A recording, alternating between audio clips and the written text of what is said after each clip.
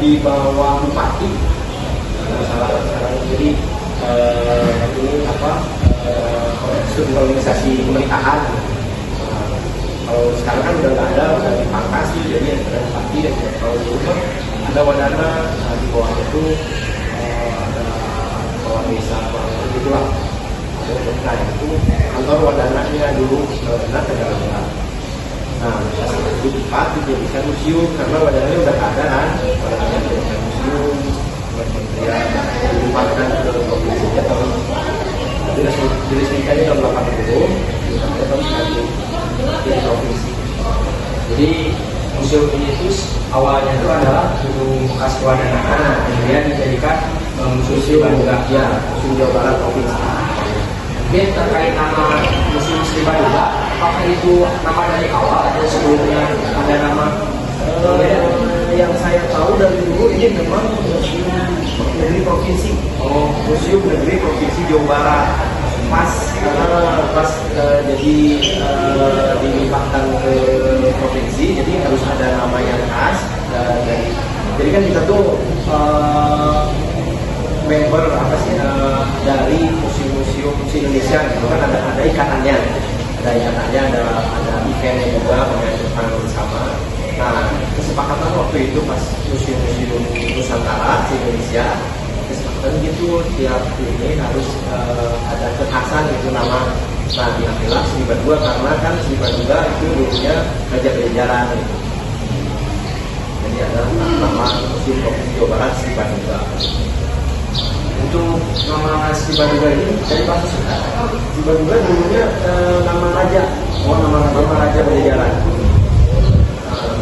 Jadi nama Sri Baduga ini diambil dari salah satu tokoh Sunda, nama Raja Sunda. Selain ininya loh Pak, selain beberapa besok, tokoh penting dari museum itu dari Jadi kalau kurang tahu ya, soalnya saya dulu saya juga membaca dari literasi juga membaca dulunya memang yang mendirikan itu ini kementerian, karena dulunya kan nggak otonomi kan, jadi langsung kan, jadi nggak belum otonomi gitu, jadi langsung dari kementerian itu kemudian punya dulu itu taman budaya dan museum provinsi dan taman budaya itu kementerian yang ininya apa yang ngelolanya. Nah pas udah otonomi, nah, sudah dimandatkan ke provinsi Jawa Barat. Jadi pendirinya itu dulu yang saya tahu ada itu yang meresmikan. Ya 5 menit. Ya, di tokoh-tokoh di Bali tentunya saya kurang tahu juga. Saya juga dari edukasi juga yang ada seperti itu. Mungkin terkait koleksi yang apa saja yang ada di museum ini, apakah semua yang ada di museum ini sudah ada sejak awal atau pertama ada yang pertama koleksinya dulu nah pas perlimpahan dari kementerian ke provinsi itu udah ada koleksi. Nah terus kita juga pas dari provinsi dari tiap tahun itu ada pengadaan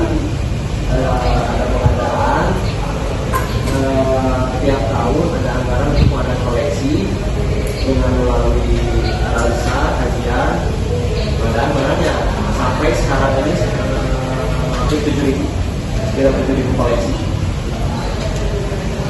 Mungkin salah satu dari koleksi itu apa nih Pak yang bisa dibilang paling unik atau paling nilai sejarahnya itu sangat tinggi? Ada sih dari kita mah semua sama ya.